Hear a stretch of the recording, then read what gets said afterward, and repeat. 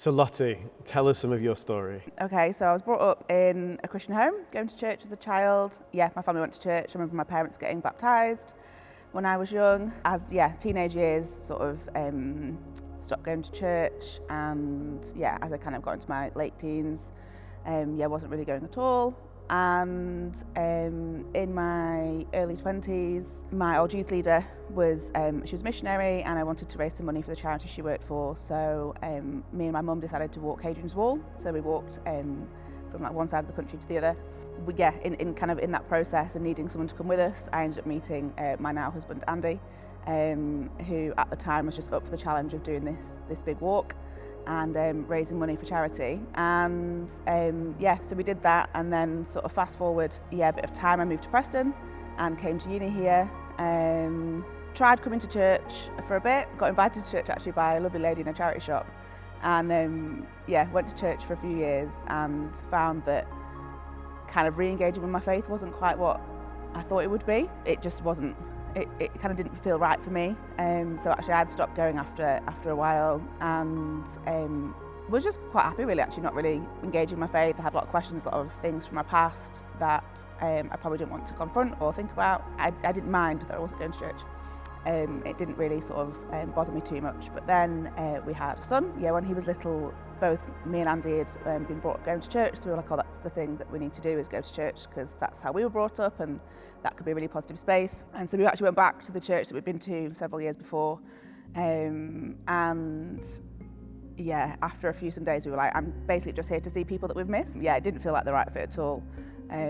So we just kind of stopped going. I think there's a bit of disappointment, because I expected it to feel something that it didn't, and for it to feel like, because we were doing the thing that we were meant to be doing, that it was like the right thing to do, that it would feel like a really positive experience kind of regardless, and that we could just sort of slot back in. But there was a real disconnect between going to church as like something to do, and then like the faith side of actually having a faith and actually engaging with the faith and actually engaging with God. And I think because historically my relationship with God had been quite transactional, sort of like a panic button for like times of crisis, like something's gone wrong, something's happened, I'd pray, but there was no like daily walk with God. There wasn't that relationship at all, really. So we'd stopped going to church, and then got a message from my old youth leader, the same youth leader who I'd raised money for years before, saying that she'd met someone at an event and they were moving to Preston, and she'd given them my number because she thought I'd be really excited to tell them about Preston and the market and all the lovely things about Preston. And that person was Tim.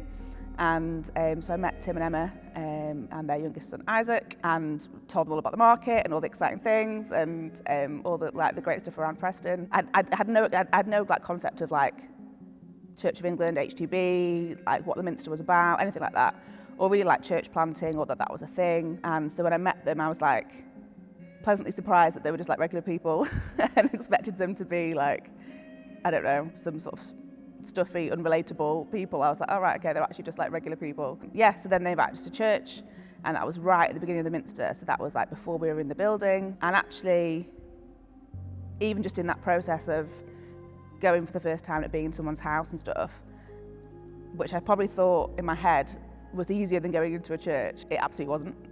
And I found it really difficult. It kind of felt like I knew that there was a reason that we'd been invited, and the connection with home felt sort of really important. Everyone was like really nice, really friendly. So that side of it was easy, but very quickly realised that my faith had been so like transactional, so like not present in my everyday, so not part of like my thinking, part of my life, part of my identity, part of who I was, that in that space it felt so quickly like apparent. You're in a room full of people who have like travelled all over the country, like left jobs, left things, come to like plant this church, and everyone's like really passionate about it and stuff. You're in that room and you're just like, oh, actually, like I've got so many questions, I've got so many doubts, I've got like wrestles with forgiveness. Your brokenness feels a little more prominent when you realise that actually you're in a space that feels different, and not because the people there are all perfect, not because the people there are all like have it all together, but just I think because for probably the first time in my adult life, I could actually feel like sense God and the Holy Spirit and things which I kind of just thought were for other people and not really for me, or something that people talked about that, I don't know, was like elite level Christian, where you like had an actual relationship with God, as opposed to just being in this space. Looking back, I don't think it was because of my own conviction or my own comfort or my own like willpower necessarily that we kept engaging and coming back. With hindsight, I can definitely see that that was God. Like, there was so many moments where people either made me feel safe, had like great conversations, even though inside I was like having a massive wrestle. Like, my anxiety was awful. I'd really struggle. Everything in my power would have stopped me from like stepping over that threshold, stepping through the door in so many scenarios. So the only real explanation for the fact that we kept coming back and that we kept coming was God, and the people that he was sort of almost like putting in our path and putting in our way, to the point where I kind of couldn't ignore things anymore. And it was funny because I'm called Lottie, and I'm called Charlotte, and I'm called Charlie George, and many other names. And as a small child, I was called Lottie. So my old youth leader called me Lottie, and that's who introduced me to Tim. And so I was introduced to the Minster as Lottie. I think even just that in the name, because everyone was like, oh, this is Lottie, and introduces that. There was something in having like almost a new identity and having that identity feel a bit different, which I think was like super helpful, because it let me sort of step away from thinking about like who I am, who's Charlotte, like all my kind of brokenness and flaws, and have like a different perspective on like what things could be, who I could be, and like what my identity might be. So the start of that journey at the Minster was definitely like really rocky. I remember right at the beginning, I had absolutely no concept of like a church plant and of what that involved, and that this tiny team had to do like a million things. And I love getting stuck into stuff, so I got stuck into things. Was happy like packing student bags and like running around all over and like just doing stuff, because it kind of felt good to be doing something. And in a way, that's my way of not really like fully engaging in some senses, because I'm happy to help, I'm happy to crack on, I'm happy to do things, but it then gives me that sort of step away from actually like really getting deep into things. Again, that was just sort of my nature, and looking back, I can really see how actually that attitude really helped me, because there was no pressure to feel like you can't be part of this until you're something else. Like, I'd never been baptised, I hadn't been regularly going to church, I wouldn't have said publicly anywhere that I was a Christian. I probably didn't really sort of follow that life, didn't have those conversations with my friends, like most of my friends are non-Christians. So starting to come to the Minster did feel like a bit of a strange realisation that like, actually like this might be my home, this might be where I'm comfortable. And that in itself was a real wrestle. So yeah, I started on the cafe team, and again that was more of necessity than like will or want. I was just asked like, this seems to be an area that you're up for doing, like do you want to get involved? And I remember thinking absolutely not, but then said yes. Yeah, I think that was like a massive turning point, because that gave me like a purpose, but it gave me a purpose within like a team of people who were here for a reason. So whilst my reason was different to theirs, they'd come to like revitalise Preston and the church and do all this like massive change, and they'd been so invested in this vision from the beginning. I just sort of stumbled across this vision and stumbled across these people and this plan. So it wasn't like, I just kind of was in amongst it. So yeah, serving on the cafe team was really helpful, and still is really helpful. Like, I still really enjoy doing it now, because I think naturally, like, I like to host, I like to be in that space, and so it kind of felt like a home from home in that sense, just serving a cup of tea and some croissants and trying not to burn them, and like welcoming people through the door. And I think the main part for me was sort of seeing that as we got more involved and were here more often, my preconceived ideas that like everybody who was ever like in a team at a church had like everything together and were like all totally all in, had no sort of questions, doubts or anything. And I think that was probably super helpful, because I had all the questions and all the doubts, and yeah, so much to ask. I think from previous experiences, I expected that to be like a flaw, like that to be a problem, or for people to sort of look at you slightly differently, like, oh right, actually she hasn't got it all together, and she's like literally questioning God all the time. And the fact that that wasn't met in the way I expected, I think was also really helpful in just kind of bringing down some of my walls a little bit around coming to church and around sort of starting to re-engage. And yeah, getting involved in things I'd never heard of, like a prayer triplet or like a, like a small group or whatever, and having like closer relationships with people who were also on a faith journey and in different spaces. I think looking back over the 4 or so years of being at the Minster, probably the first like 2 years, I felt sick walking through the door. My anxiety was terrible. I remember thinking like someone's going to find out, like I feel like a fraud. It was like a constant wrestle. So it wasn't like, oh, once I got here and everyone was great and I'd started to re-engage in my faith and I'd started, in a group and all these other things. It wasn't like at that point, like, oh, right, okay, everything sort of lifted and it was, plain sailing. It was kind of the opposite, like the more I engaged, the harder it got.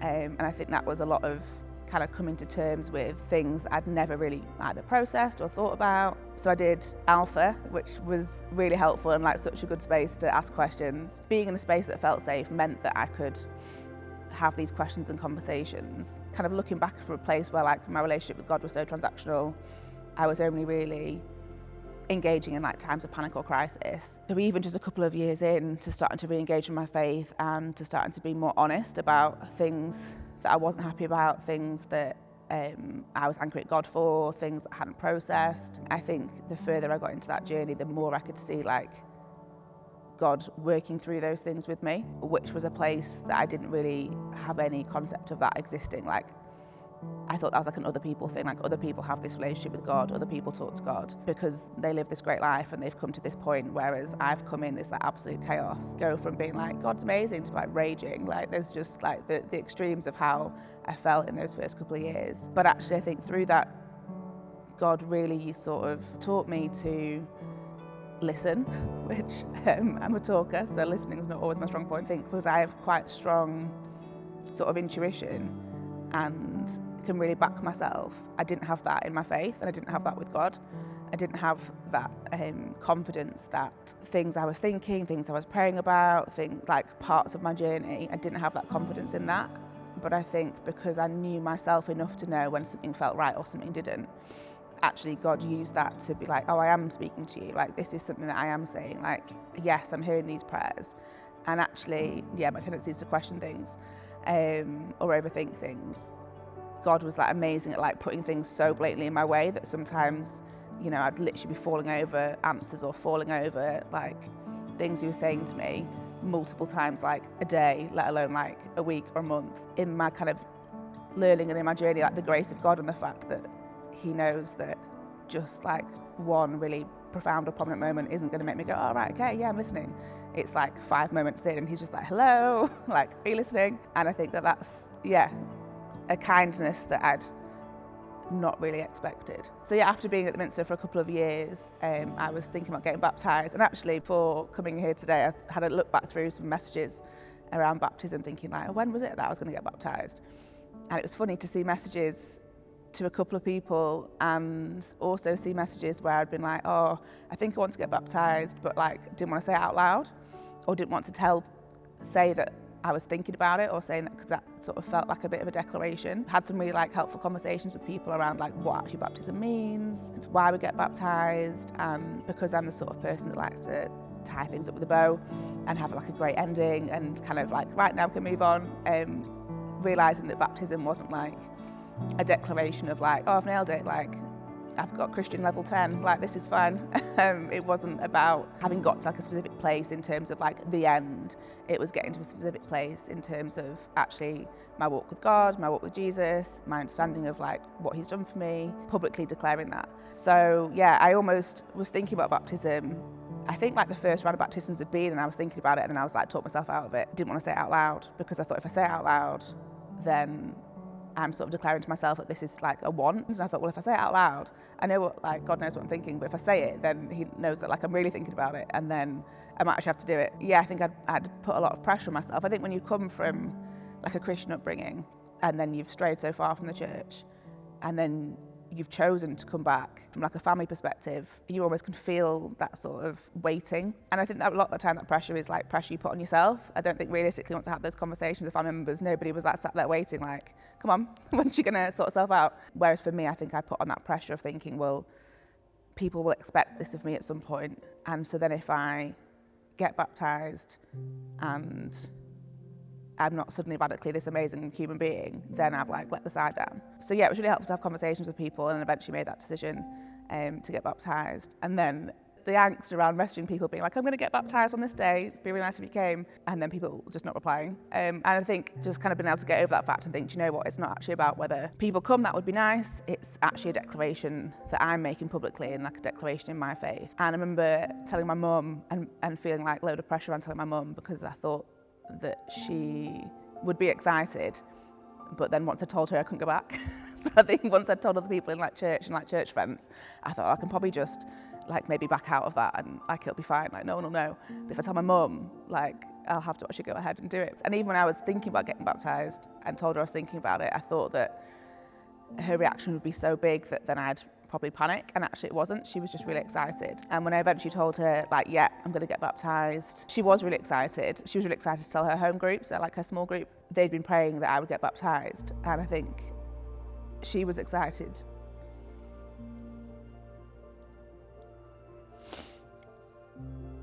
Yeah, she was excited to share that. Yeah, I think sometimes you just don't realise. Like I can look back now over my story and like really see God in it, and sometimes at the time I just couldn't. And so I think in telling my mum that I was getting baptised, yeah, she was just so excited that she'd been praying for something for so long, and not in like a sort of pressure way of like waiting or, you know, tapping her foot or being disappointed that I hadn't made that decision sooner. I think she was just so excited. Her hope was that hope in God. It was like a real hope. She knew that one day I would get baptised. She didn't know if that was going to be when I was 18, 25, 60. Like she didn't know when that was going to be, but she had that like real definite hope that would one day happen. I think that definitely taught me sort of the power of prayer and the fact that she'd been praying for me all this time to get baptised. I had no idea that like her home group had been praying. The fact that those people can be praying for you and yeah, just like bringing you before God. Yeah, it helped me really see that like all those seeds sown weren't wasted just because I made different decisions or just because I made mistakes. God absolutely had all of that. I had the whole story, had the whole narrative. She said something really lovely like, I'm so happy that your Minster family have been the final watering of the seed. Yeah, she was so thankful for that. Yeah, it was funny because when the Minster first launched, this was just after my 30th birthday, when it was the first service, and I'd already been engaged and I'd already been here as part of the church. In that first launch service, I recommitted my life to Jesus, and it felt like a real scary, shaky moment in the sense that I could really feel that God was saying, if you do this now, like, I know you mean it, and I'm not going to just sort of walk away from that. Like, you're making this prayer not just out of necessity, not just out of because other people are, not just out of anything. Like, you're making this declaration and I'm hearing you, and like, if you're going to say it, then say it because I'm going to be here. Yeah, it felt like a slightly scary moment to sort of let myself believe that that could be the start of something new for me, the start of a new story. So then a couple of years on, then getting baptised, it was kind of like in that period between making that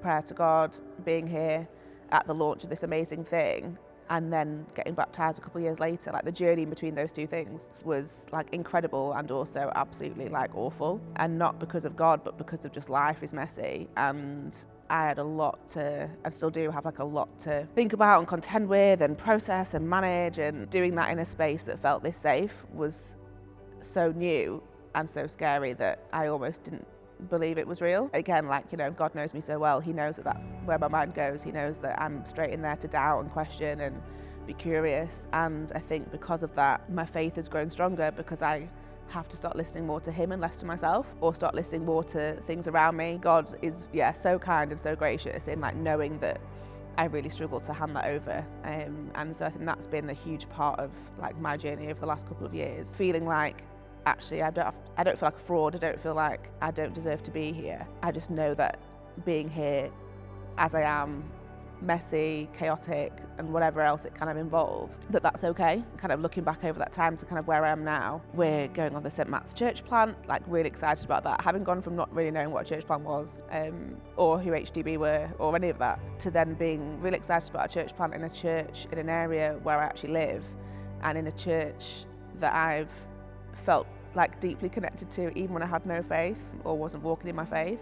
As soon as the minister said like, this is what we're going to do, I was so convicted. I actually didn't have the conversation with Andy at all about how convicted I was until we were at Focus. And Christine was like, "Oh, will you hold the banner for prayer when we get sort of commissioned at Focus?" And Andy was like, "Why would we be holding the banner for St Matt's?" And I was like, "Oh, by the way, like, yeah, we're going to St Matt's."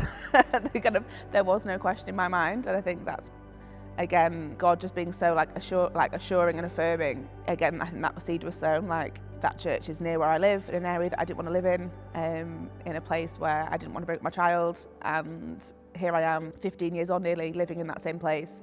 And now the church that's become my home is launching a church. I'm not a patient person, but now I can look back and go like, wow, like nearly 15 years later, look what God is doing. If you'd have told me nearly 15 years ago that I would be waiting for this amazing moment, I'd have got bored and not believed it and been quite dismissive. But actually, it's incredible to think that you can go from having so many questions and so much doubt and anxiety and challenge and struggle and church hurt to a place where all of that stuff still is true. I still struggle, I'm still messy, I'm still got questions, but actually God is so there in it and he's so walking with me in it that my perspective on that has changed so much. I still fall into the mindset of wanting to fix everything myself or have a plan, or God uses that and he's just like, that's okay that you want to crack on and do something and I'm going to help you do it.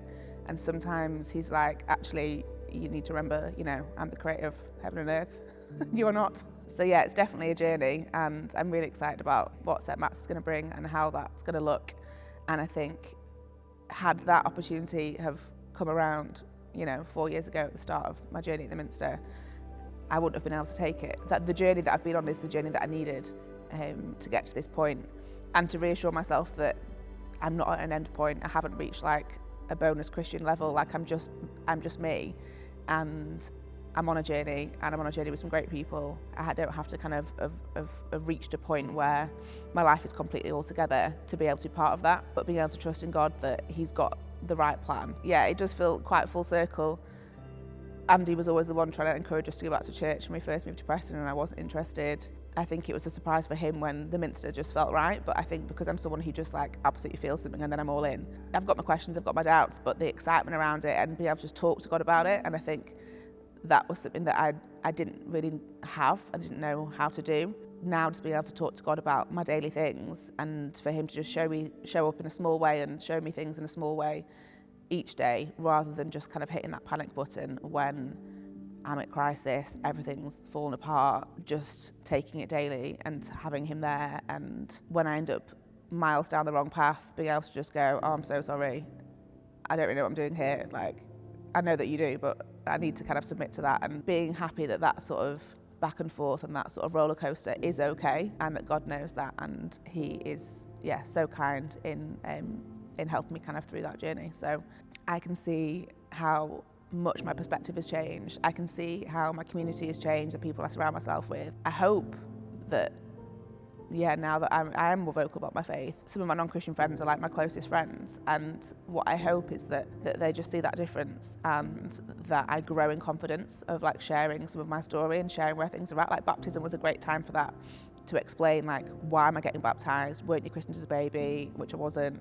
Why do you want to be in this position? I remember one of my friends texted me, couldn't come to a baptism, and texted me saying Happy Dunkmas, because they're like, what do you say when someone gets like baptised? Like, is it a bap day? Is it a Dunkmas? Is it like, what is it? I don't really understand. And then having to have a conversation about like, so why is it you want to do this? Which was so helpful in sort of like articulating like actually why I wanted to do it. For me, having those sort of moments of like purpose, so being on cafe, part of that is God's way of being like, you're going to be in uncomfortable places, but I'm not going to just completely throw you in a place where, you're really struggling. I don't want to kind of just be passive and think this has changed my life. I'd love Jesus to change the lives of my friends, family. Definitely can see how, God is walking with me through those things, and I don't have to have all the answers.